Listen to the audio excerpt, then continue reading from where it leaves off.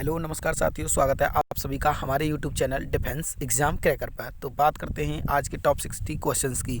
और जो बच्चे एयरफोर्स वाई और एक्स वाई ग्रुप और नेवी एसएसआर डबल ए और एमआर इन एग्ज़ाम की जो बच्चे तैयारी कर रहे हैं उनके लिए बहुत ही अच्छे क्वेश्चंस होने वाले हैं। ये जिन बच्चों ने 2020 में जो भी एग्ज़ाम दिया है Indian navy MR SSR double A और एयरफोर्स एक्स वाई और वाई ग्रुप का, वो लोग जानते हैं कि किस प्रकार के क्वेश्चंस आते हैं। कुछ बच्चे हमारे चैनल से ऑलरेडी पहले से ही पढ़ते हैं, तो इस बार आज से ये नई शुरुआत हो रही है 2021 के लिए। यहाँ पर जैसा कि इस पीडीएफ में लिखा भी हुआ है, air force by X group, Y group और एक्स वाई ग्रुप और नेवी एमआर एसएसआर और डबल ए वाले जितने भी बच्चे हैं 2021 के लिए, वो इस चैनल को आज ही सब्सक्राइब कर लें हैं। आने वाले एग्ज़ाम में यहाँ से ही सारे क्वेश्चंस आएंगे, इस बात की गारंटी है। चलिए बात करते हैं आज के क्वेश्चंस की बिना देर किए हुए। इम्पोर्टेंट आज की इस क्लास में इम्पोर्टेंट 60 क्वेश्चंस होंगे, बहुत ही अच्छे क्वेश्चंस होंगे सारे। तो शुरुआत करते हैं पहले क्वेश्चन से। तो आपके सामने जो पहला क्वेश्चन है वो हो जाएगा आपके सामने, मैं यहाँ पर इसको, चलिए पहला क्वेश्चन है आप सभी लोगों के सामने, निम्न में से किस व्यक्ति को बंगबंधु के नाम से जाना जाता है? तो इसका ऑप्शन है A Maulana Bhashani, B Nurul Islam, C Rabindranath Tagore, D Mujibur Rahman. तो इसका आंसर हो जाएगा आपका option number D, Mujibur Rahman जो है उनको जो है बंगबंधु के नाम से जाना जाता है। तो चलिए बात करते हैं, एक सेकेंड,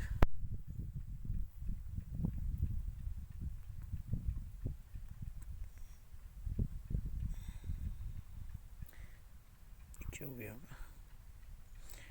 तो ये आज का ये क्वेश्चन का इसका आंसर हो जाएगा आपका option number D, Mujibur Rahman. Mujibur Rahman जो हैं इनको जाना जाता है बंगबंधु के नाम से।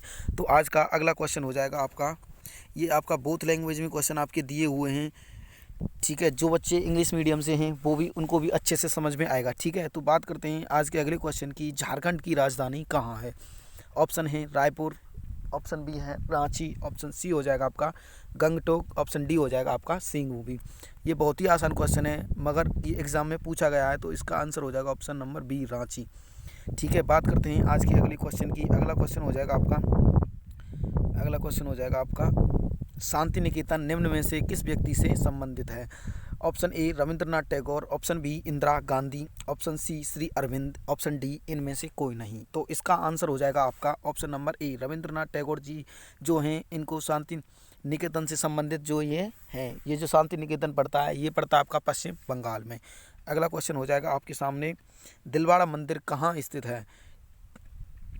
जो प्रसिद्ध दिलवाड़ा मंदिर है ये कहाँ पर स्थित है? Option A Madurai Tamil Nadu, B Mount Abu Rajasthan, C Konark मंदिर उड़ीसा, डी अमरनाथ जम्मू कश्मीर। तो इसका आंसर हो जाएगा आपका option number B, Mount Abu जो राजस्थान में पड़ता है। ये जो प्रसिद्ध दिलवाड़ा जो मंदिर है ये पड़ता है आपका माउंट आबू राजस्थान में, ठीक है। इसका आंसर हो जाएगा ऑप्शन नंबर बी। चलिए तो बात करते हैं आज के अगले क्वेश्चन की। आज का अगला क्वेश्चन हो जाएगा आपके सामने, ये जो क्वेश्चन है ये भारत और पाकिस्तान के किस दो शहरों के बीच बस सेवा आरंभ हुई है? मतलब ये क्वेश्चन कहना चाह रहा है जो भारत है और जो पाकिस्तान है उनके दो शहर हैं, उन दोनों शहरों में से किन्हीं दो शहरों के बीच में एक बस सेवा शुरू की गई है, वह किस शहर के बीच में शुरू की गई है? तो ऑप्शन ए है आपका, ऑप्शन ए हो जाएगा आपका दिल्ली से इस्लामाबाद के लिए, ऑप्शन नंबर बी हो जाएगा अमृतसर से लाहौर के लिए, ऑप्शन सी हो जाएगा आपका दिल्ली से लाहौर, ऑप्शन डी हो जाएगा मुंबई से कराची के लिए। तो इसका आंसर हो जाएगा आपका ऑप्शन नंबर सी, जो दिल्ली है, दिल्ली हमारे देश की जो राजधानी है वहाँ से लेकर और जो पाकिस्तान का लाहौर सिटी पड़ता है वहाँ तक ये बस सेवा शुरू की गई है। चलिए बात करते हैं आज के अगले क्वेश्चन की। अगला क्वेश्चन है आपका, जय हिंद का नारा किसने दिया था? तो जय हिंद का नारा किसने दिया था? ऑप्शन ए हो जाएगा अब्राहम लिंकन, ऑप्शन बी हो जाएगा सरदार पटेल, ऑप्शन सी हो जाएगा आपका सुभाष चंद्र बोस, ऑप्शन डी हो जाएगा आपका लाल बहादुर शास्त्री जी। तो इसका आंसर हो जाएगा आपका ऑप्शन नंबर सी, सुभाष चंद्र बोस जी जो हैं उन्होंने जो है, सुभाष चंद्र बोस जी ने जो ये जय हिंद वाला नारा है ये उन्होंने दिया था। और हाँ एक बात और, जो बच्चे इस चैनल को पहली बार विजिट कर रहे हैं वो इस चैनल को सब्सक्राइब कर लें, ठीक है दोस्तों।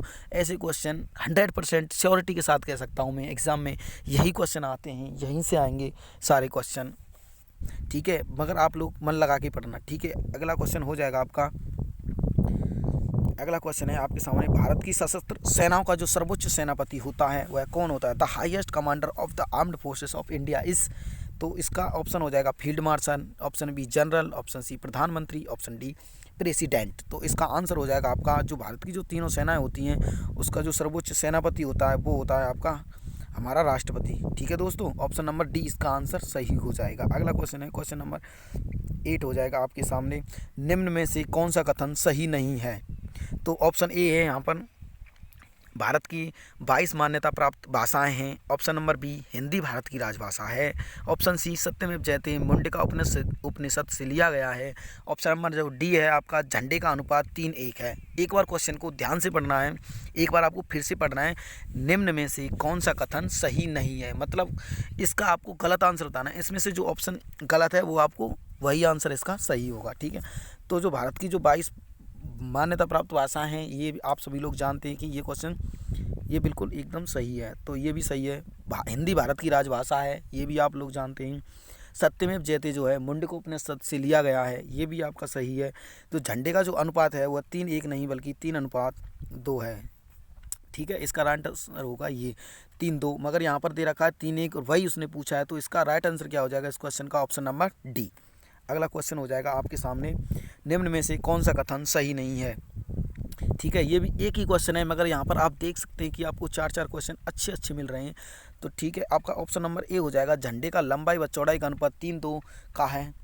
ऑप्शन नंबर बी, झंडे के चक्र में 24 तीलियाँ हैं। ऑप्शन नंबर सी, अशोक चक्र सारनाथ संग्रहालय से लिया गया है। ऑप्शन नंबर डी, अशोक चक्र पटना संग्रहालय से लिया गया है। तो इसमें भी आपको वही बताना है, जो इसका गलत होगा वही राइट आंसर होगा इस क्वेश्चन का। तो आप लोग जानते हैं, मैंने अभी आपको बताया था कि झंडे की जो लंबाई चौड़ाई का अनुपात है वो 3:2 है, तो ये पहला वाला ऑप्शन सही हो जाएगा। ऑप्शन नंबर बी, झंडे के चक्र में 24 तीलियाँ हैं, ये आप सभी लोग जानते हैं कि 24 तीलियाँ ही होती हैं उसमें। ऑप्शन नंबर सी, अशोक चक्र सारनाथ संग्रहालय से लिया गया है, तो ये भी एकदम राइट आंसर हो जाएगा। इसका आंसर हो जाएगा क्वेश्चन का ऑप्शन नंबर डी, जो हमारा अशोक चक्र है जो लिया गया है वह सारनाथ संग्रहालय से लिया गया है, जो कि उत्तर प्रदेश में पड़ता है। अगला क्वेश्चन आपका हो जाएगा, नेशनल डिफेंस एकेडमी कहाँ स्थित है? नेशनल जो डिफेंस एकेडमी है, जिसको कि आप लोग NDA भी कहते हैं, NDA की जो फुल फॉर्म है नेशनल डिफेंस एकेडमी, वो कहाँ पर है? Option A Dehradun, option B Khadakwasla, option C Secunderabad, option D Mhow. तो इसका आपका राइट आंसर हो जाएगा एकदम खड़गवासला पुणे। ठीक है, ये जो पड़ती है नेशनल डिफेंस एकेडमी वो पड़ती है आपकी खड़गवासला पुणे में। अगला क्वेश्चन हो जाएगा आपका, निम्न में से कौन सा कथन गलत है? तो ये भी क्वेश्चन आपको यहाँ पर भी 4 क्वेश्चन मिलेंगे। ठीक है, और एक ही क्वेश्चन के अंदर जहाँ पर आपको 4 क्वेश्चन मिल रहे हैं, तो आपके पास सोचिए कितना कलेक्शन हो जाएगा। और मैंने आपको यहाँ पर 60 क्वेश्चन दिए हैं। ठीक है, तो यहाँ पर हो जाएगा आपका ए, इंडियन मिलिट्री अकादमी देहरादून में है, इंडियन नावल अकादमी कोचीन में है, एयरफोर्स फ्लाइंग कॉलेज जोधपुर में है। ऑप्शन डी, वायुसेना के 4 कमांड हैं। तो आपको बताना है इनमें से कौन सा कथन गलत है। देखिए, इंडियन मिलिट्री एकेडमी जो है देहरादून में है, ये क्वेश्चन ये बिल्कुल सही है। इंडियन नेवल एकेडमी कोचीन में है। ठीक है, और ऑप्शन नंबर सी कह रहा है यहाँ पर एयरफोर्स फ्लाइंग कॉलेज जोधपुर में है, ये भी सही है। वायुसेना के 4 कमांड हैं, तो वायुसेना के 4 कमांड ने, ये भी बिल्कुल सही है। तो इसका आंसर हो जाएगा आपका ऑप्शन नंबर बी, इंडियन जो नेवल एकेडमी है उसका जो वो है अकादमी जो कोचीन में है, ये आपका गलत हो जाएगा। ठीक है, सॉरी, इसका आंसर आपका ऑप्शन नंबर डी हो जाएगा। जो वायुसेना के जो 4 कमांड दे रखे हैं यहाँ पर, 4 नहीं बल्कि वो 7 हैं। ठीक है, इसका जो मुख्यालय है वायुसेना के जो वो है नई दिल्ली में। ठीक है, माफ़ी चाहूँगा इसके लिए। तो इसका आंसर हो जाएगा ऑप्शन नंबर डी, ये बिल्कुल गलत है। यहाँ पर ये 7 हैं इसके एयरफोर्स के। अगला क्वेश्चन, जो भूमध्य रेखा की समांतर रेखा कौन सी रेखा है? जो भूमध्य रेखा है उसके समांतर में कौन सी रेखा है, ये आपको एक क्वेश्चन बताना है। तो भूमध्य रेखा के समांतर में कौन सी रेखा है? देशांतर अक्षांश रेखाएं, ग्रीनविच रेखा, अंतर्राष्ट्रीय तिथि रेखा, longitude latitude line, Greenwich line या इंटरनेशनल डेट लाइन। तो इसका आंसर हो जाएगा आपका ऑप्शन नंबर बी, एकदम से अक्षांश जो रेखा है जिसको कि लैटिट्यूड कहते हैं, जो कि ऐसे करके लेटी हुई होती हैं, इनको कहते हैं लैटिट्यूड, और जो ऐसे करके होती हैं खड़ी हुई, इनको कहते हैं लॉन्गिट्यूड लाइन्स। ठीक है, तो इसका आंसर हो जाएगा अक्षांश रेखाएं। ठीक है, तो इसका आंसर हो जाएगा ऑप्शन नंबर बी, अक्षांश रेखाएं। टाइम लग रहा है कि 9 मिनट में, मुझे पता है कि मैंने आपको केवल 12 ही क्वेश्चन कराए हैं। मैं थोड़ा स्पीड पर भी ध्यान दूंगा इस बारी, तो थोड़ा आपको अच्छे से समझ में आना चाहिए। ये मैटर नहीं करता कि आप टाइम कितना ले रहे हैं, मगर ये मैटर ज़रूर करता है कि आप कितना अच्छा पढ़ रहे हैं। तो अगला है आपका, श्रीलंका की राजधानी कहाँ पर है? तो इसका ऑप्शन है Colombo, option B Jaffna, option C Dhaka, option D Kathmandu. तो इसका आंसर हो जाएगा आपका जो ए है, ऑप्शन दे रखा है कोलंबो। ये जो है श्रीलंका की राजधानी होती है, और इसकी एक और राजधानी होती है श्रीवर्धनीपुरी कुट्ट, श्रीवर्धना। ठीक है, ये जो आपकी दूसरी राजधानी भी इसकी होती है जो काठमांडू है, ये नेपाल की राजधानी, ढाका बांग्लादेश की राजधानी हो जाएगी। विश्व का सबसे गहरा महासागर कौन सा है? Which is the deepest ocean in the world. World का जो सबसे गहरा महासागर है वह कौन सा है? ऑप्शन हिंद महासागर, प्रशांत महासागर, आर्कटिक महासागर, अटलांटिक महासागर। तो इसका आंसर हो जाएगा आपका ऑप्शन नंबर बी, प्रशांत जो महासागर है वह सबसे गहरा महासागर और सबसे बड़ा महासागर बोथ। मैंने आपको दोनों क्वेश्चन बताती हैं, बोथ है, ये जो सबसे गहरा भी है और सबसे बड़ा भी है। ठीक है, अगला क्वेश्चन है क्वेश्चन नंबर 15, सबसे छोटा देश जनसंख्या में कौन सा है? Option A Vatican City, option B Nauru, option C Monaco, option D Palau. तो इसका आंसर हो जाएगा आपका option number A, Vatican City जो है वो है विश्व का जनसंख्या के हिसाब से सबसे छोटा देश है, हो जाएगा। ठीक है, अगला क्वेश्चन है ऑस्ट्रेलिया की मुद्रा का नाम क्या है? Option A yen, option B Australian dollar, option C Australian pound, option D yuan. तो इसका आंसर हो जाएगा आपका ऑस्ट्रेलियन जो डॉलर है यह आपकी ऑस्ट्रेलिया की मुद्रा हो जाएगी। ठीक है, अगला क्वेश्चन की बात करते हैं, अफगानिस्तान की राजधानी है। अफगानिस्तान की जो राजधानी है, राजधानियों से क्वेश्चन पूछे जाते हैं, इनको आप अच्छे से याद कर लीजिए। मैं आपको इसके लिए एक स्पेशल वीडियो भी दूंगा जो कि केवल राजधानियों से संबंधित होगी। ठीक है, ये है आपकी रावलपिंडी, कंधार, काबुल और समरकंद। तो इसका आंसर हो जाएगा आपका ऑप्शन नंबर सी, काबुल। अगले क्वेश्चन की बात करते हैं, जमैका की राजधानी क्या है? जमैका की राजधानी option A Harare, option B Nairobi, option C Pretoria, option D हो जाएगा आपका किंगस्टन। तो इसका राइट आंसर हो जाएगा जो है किंगस्टन। ठीक है, अगला क्वेश्चन है, बांग्लादेश की मुद्रा है, बांग्लादेश की जो मुद्रा है वह क्या है? टका, रुपया, डॉलर, येन, या फिर यहाँ पर ये जब डबल दे रखा है। ठीक है, तो इसकी मुद्रा हो जाएगी आपकी टका। बांग्लादेश की राजधानी ढाका और मुद्रा हो जाएगी यहाँ की टका। ऑप्शन नंबर ए बिल्कुल राइट आंसर हो जाएगा। जापान की मुद्रा है, जापान की मुद्रा है क्या है? येन, डॉलर, रुपया या फिर पाउंड। तो इसका आंसर हो जाएगा ऑप्शन नंबर ए, जापान की जो मुद्रा है वह हो जाएगी आपकी येन। इंडोनेशिया की राजधानी क्या है? कुआलालंपुर, सुमात्रा, जकार्ता और बाली। आपको इसका आंसर बताना, इसका आंसर हो जाएगा आपका जकार्ता। इंडोनेशिया की जोरदार राजधानी है वो है जकार्ता। ठीक है, ऑप्शन नंबर सी इसका राइट आंसर हो जाएगा। ढाका किस देश की राजधानी है? तो मैंने अभी आपको ये क्वेश्चन रिपीटेड क्वेश्चन है, अभी बताया था। ढाका जो है बांग्लादेश की राजधानी हो जाएगी। ठीक है, अगले क्वेश्चन की बात करते हैं। अगला क्वेश्चन है 23 नंबर क्वेश्चन, सबसे अधिक रबड़ किस देश में उत्पन्न होता है?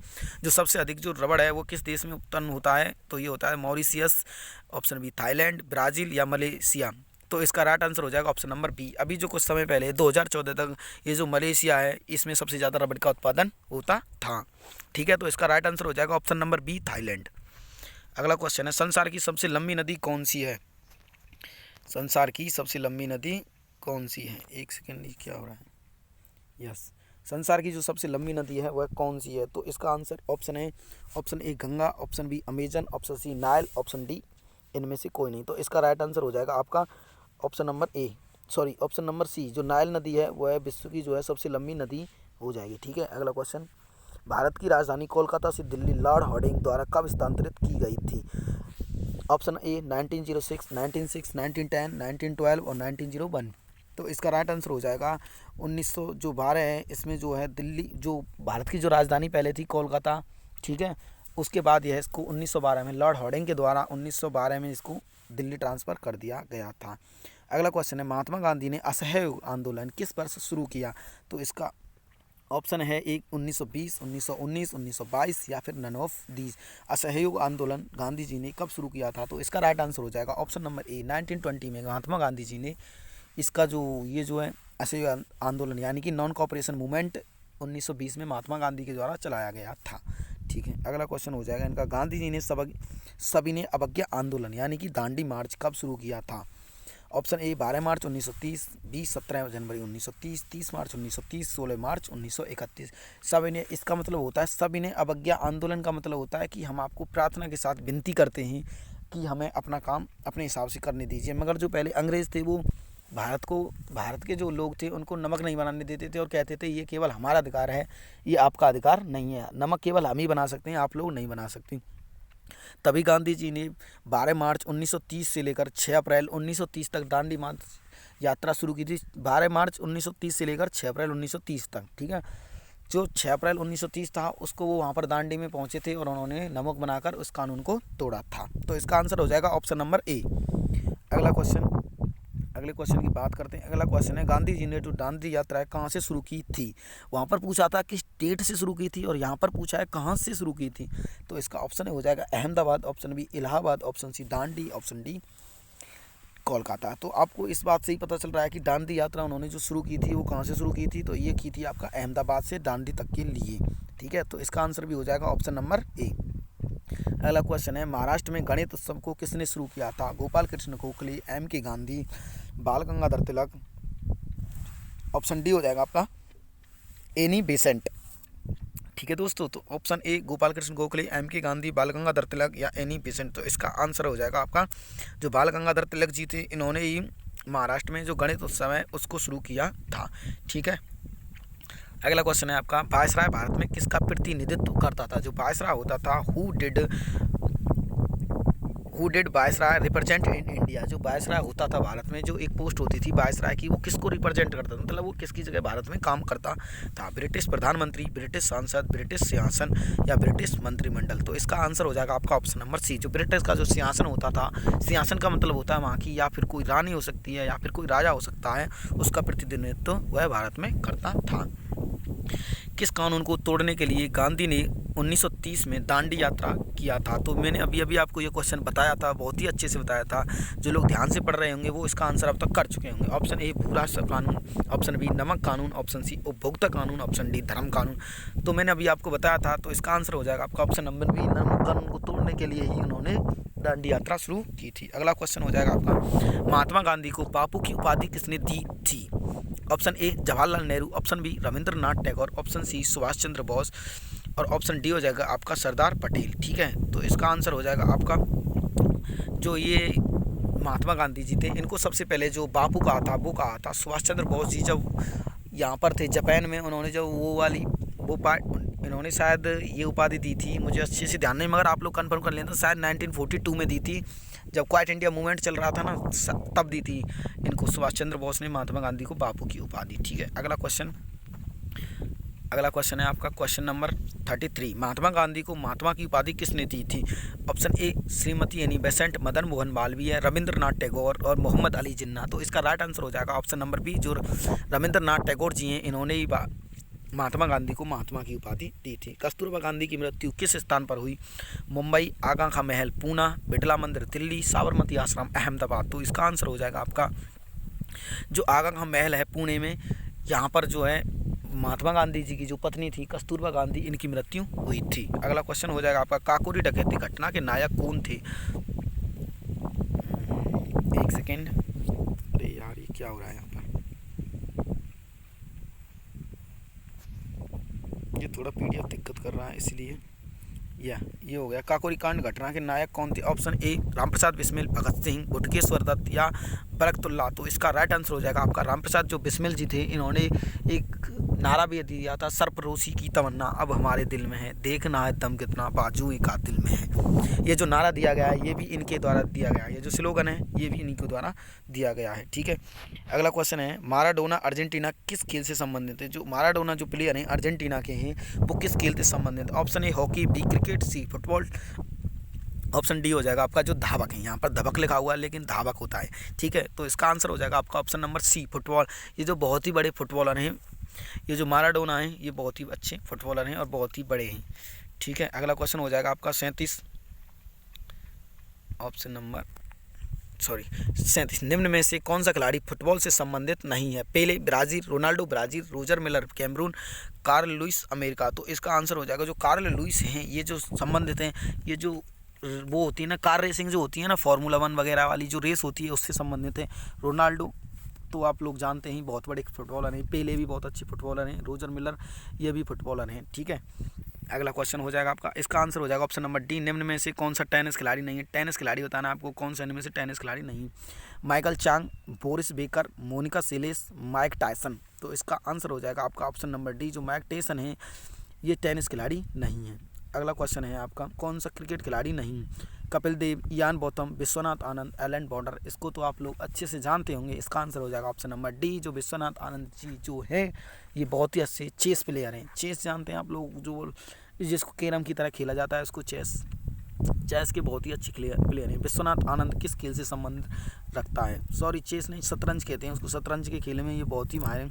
तो इसका आंसर हो जाएगा आपका ऑप्शन नंबर बी। मैंने अभी अभी आपको बताया था ये शतरंज खिलाड़ी हैं। अगला क्वेश्चन हो जाएगा आपके सामने क्वेश्चन नंबर 41।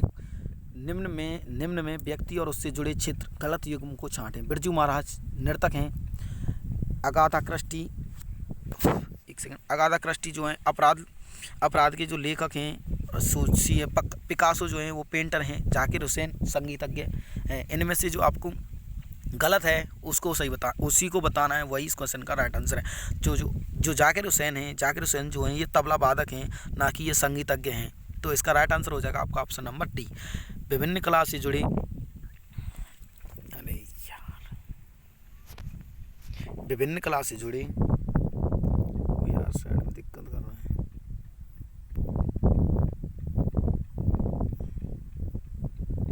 यस, विभिन्न कला से जुड़े व्यक्तियों में गलत युग्म छांटें। अमजद अली खान शहनाई वादक हैं। जाकिर हुसैन तबला वादक, अच्छन महाराज नर्तक हैं, या फिर बिंदाजी महाराज जो हैं ये कवि हैं। जो अमजद अली खान हैं, अमजद अली खान हो जाएंगे आपकी, ये जो सरोद होता है, अमजद अली खान जो हैं सरोद से संबंधित हैं। तो ये आपका ऑप्शन नंबर ए एकदम सही हो जाएगा इस क्वेश्चन का राइट आंसर। सॉरी। निम्न में व्यक्ति और उनसे जुड़े क्षेत्र में गलत युग्म छांटें। एम.एफ. हुसैन जो हैं ये चित्रकार हैं। अल्लाह रक्का खां जाकिर हुसैन के पिता तबला वादक हैं। पंडित रविशंकर सितार वादक हैं। यामिनी कृष्णमूर्ति गायक हैं। तो इसका जो यामिनी कृष्णमूर्ति हैं ये भरतनाट्यम से जुड़ी हुई हैं। तो इसका जो राइट आंसर है यही हो जाएगा, ना कि ये गायक हैं बल्कि ये भरतनाट्यम में ये नाटक करती हैं। ठीक है, ऑप्शन नंबर डी इसका राइट आंसर हो जाएगा। क्वेश्चन अगले की बात करें, क्वेश्चन नंबर 44। निम्न के समकालीन व्यक्तियों की युग्म हैं, गलत को छांटें। तुलसीदास जी अकबर के समकालीन हैं। अमीर खुसरो अलाउद्दीन खिलजी के, मेगास्तनी सिकंदर, और जो ये आपके हो जाते हैं बाणभट्ट समुद्रगुप्त के वो हुए। तो इसका राइट आंसर हो जाएगा जो बाणभट्ट हैं वो समुद्रगुप्त के समकालीन नहीं हैं। अगला क्वेश्चन आपके सामने, कंप्यूटर का जनक किसे कहा जाता है? बहुत ही आसान क्वेश्चन है। यहाँ तक जो बच्चे पहली बार पढ़ रहे होंगे उनकी तो नहीं कह सकता, जो बच्चे कॉम्पिटिटिव एग्जाम्स की तैयारी कर रहे हैं उन्होंने इस क्वेश्चन को जरूर देखा होगा। जो चार्ल्स बेबेज हैं वही कंप्यूटर के जनक हैं। आधुनिक कंप्यूटर का डिज़ाइन किसने तैयार किया था? Charles Babbage, John von Neumann ने, बिल गेट्स ने, न्यूटन ने। ये जो बिल गेट्स हैं इनको तो आप लोग जानते हैं, ये जो अमेजन है यहाँ से आप लोग ऑनलाइन शॉपिंग भी करते हैं, ये उसके CEO हैं। ठीक है, तो इसका राइट आंसर हो जाएगा option number B, John von Neumann ने जो आधुनिक कंप्यूटर का डिज़ाइन तैयार किया था। भारतीय वैज्ञानिकों द्वारा बनाया गया प्रथम सुपर कंप्यूटर था परम आनंद PC-38 और PC-48। तो इसका राइट आंसर हो जाएगा ऑप्शन नंबर ए, जो परम जो कंप्यूटर है उसी को भारतीय वैज्ञानिकों के द्वारा प्रथम सुपर कंप्यूटर बनाया गया था। अगले क्वेश्चन की बात करते हैं। CPU का विस्तृत रूप है सेंट्रल प्रोसेसिंग यूनिट, कंट्रोल एवं प्राइमरी यूनिट, कंप्यूटर एवं प्रोसेसिंग यूनिट, या नन ऑफ दीज। तो इसका राइट आंसर हो जाएगा ऑप्शन नंबर ए, सेंट्रल प्रोसेसिंग यूनिट। CPU का फुल फॉर्म होता है 1 बाइट बराबर होता है 8 बिट्स इक्वल्स टू होता है 1 बाइट। अगला क्वेश्चन होता है 1 किलोबाइट बराबर होता है 1024 बाइट के। ठीक है, अगला क्वेश्चन हो जाएगा आपका सर्वाधिक तेज गति का प्रिंटर है line printer, dot matrix, laser printer, या इनमें से कोई नहीं। तो इसका ऑप्शन हो जाएगा जो लेजर प्रिंटर होता है वह सबसे तेज प्रिंटर है। ठीक है, ऑपरेटिंग सिस्टम में प्रयुक्त होती है रैम मेमोरी या फिर रोम मेमोरी, या फिर बोथ, या फिर नन ऑफ दीज, इन दोनों में से कोई नहीं। तो इसका ऑप्शन हो जाएगा जो रोम मेमोरी होती है, जिसको कहते हैं, चलिए मैं आपको अगले क्लास में बता दूंगा, मुझे अभी फिलहाल से याद नहीं आ रहा है। ठीक है, अगले क्वेश्चन की बात करते हैं। Question number 53। फ्लॉपी डिस्क सर्वाधिक उपयोगी है मिनी कंप्यूटर में, सुपर कंप्यूटर में, पर्सनल कंप्यूटर में, या मैनोपो कंप्यूटर में। तो इसका राइट आंसर हो जाएगा आपका ऑप्शन नंबर सी, पर्सनल जो कंप्यूटर होता है उसमें फ्लॉपी डिस्क सर्वाधिक उपयोगी होता है। राष्ट्रीय युवा दिवस निम्न में से किस दिन में किस व्यक्ति की याद में मनाया जाता है? 1 मई दयानंद, 29 अगस्त अरविंद घोष, 28 फरवरी सुभाष चंद्र बोस, 12 जनवरी विवेकानंद। तो इसका राइट आंसर हो जाएगा आपका ऑप्शन नंबर डी, 12 जनवरी स्वामी विवेकानंद जी की जयंती में जो जयंती जो मनाई जाती है उसे राष्ट्रीय युवा दिवस के रूप में मनाया जाता है। ऑप्शन नंबर डी इसका राइट आंसर हो जाएगा। क्वेश्चन नंबर 55, थल सेना दिवस 15 जनवरी को क्यों मनाया जाता है? भारतीय जनरल ने चार्ज लिया। सॉरी, आपको आंसर दिख रहे हैं यहाँ पर, मुझे ऐसा लगता है। ऑप्शन नंबर बी, पाकिस्तान विजय, बांग्लादेश का गठन, या फिर भारतीय संविधान लागू। इंडियन जनरल टुक चार्ज, इंडियन के जो जनरल थे उन्होंने चार्ज लिया था। पाकिस्तान विजय या बांग्लादेश का गठन, भारतीय संविधान लागू हुआ। 15 जनवरी को जो सेना दिवस मनाया जाता है उसे किस उपलक्ष्य में मनाया जाता है? तो इसका राइट आंसर हो जाएगा ऑप्शन नंबर ए, भारतीय जो जनरल थे उन्होंने चार्ज लिया था। विश्व स्वास्थ्य दिवस कब मनाया जाता है? तो विश्व स्वास्थ्य दिवस मनाया जाता है 7 अप्रैल को। ठीक है। मानवाधिकार दिवस कौन सा दिन मनाया जाता है? 10 दिसंबर को जो है विश्व मानवाधिकार दिवस मनाया जाता है। ये यहाँ पर लिखा हुआ है केवल मानव अधिकार दिवस, तो ये होता है आपका विश्व मानवाधिकार दिवस। ठीक है। विश्व एड्स दिवस कब? और हाँ, एक बात ध्यान रखना है, इसमें जो क्वेश्चन होते हैं दिवस वाले क्वेश्चन भी बहुत अच्छे से पूछे जाते हैं, 100% पूछे जाते हैं हर एग्ज़ाम में। ठीक है। तो इन डेट वाले क्वेश्चन की मैं आपको एक स्पेशल वीडियो दूंगा। तो विश्व एड्स दिवस को मनाया जाता है, तो विश्व एड्स दिवस जो मनाया जाता है वो 1 दिसंबर को मनाया जाता है। आज का सेकंड लास्ट क्वेश्चन होगा, अंतर्राष्ट्रीय महिला दिवस कब मनाया जाता है? तो अंतर्राष्ट्रीय महिला दिवस 8 मार्च, 14 फरवरी, 10 मार्च, 2 अक्टूबर। तो इसका राइट आंसर हो जाएगा ऑप्शन नंबर ए, 8 मार्च को जो है अंतर्राष्ट्रीय महिला दिवस मनाया जाता है। आज का आखिरी क्वेश्चन, शहीद दिवस कब मनाया जाता है? 15 जनवरी, 20 जनवरी, 30 जनवरी, नन ऑफ 30। तो इसका राइट आंसर हो जाएगा 30 जनवरी को जो है शहीदी दिवस मनाया जाता है। और इसी दिन राष्ट्रीय कुंठ रोग उन्मुक्तीकरण दिवस और महात्मा गांधी जयंती भी मनाई जाती है। ठीक है। तो आज के ये थे आपके टॉप 60 क्वेश्चंस। और जिन लोगों को वीडियो अच्छा लगा हो, वीडियो को लाइक करें, शेयर करें और चैनल को सब्सक्राइब करना ना भूलें। और हाँ, मैं एक बात कहना चाहूँगा, जो लोगों को अगर ये कंसेप्ट और क्वेश्चन अच्छे लगें वही लोग सब्सक्राइब करें, अन्यथा कोई बात नहीं। ठीक है। मैं आपको वीडियो देता रहूँगा, तब तक के लिए हंसते रहिए, मुस्कुराते रहिए। जय हिंद, जय भारत। चलिए।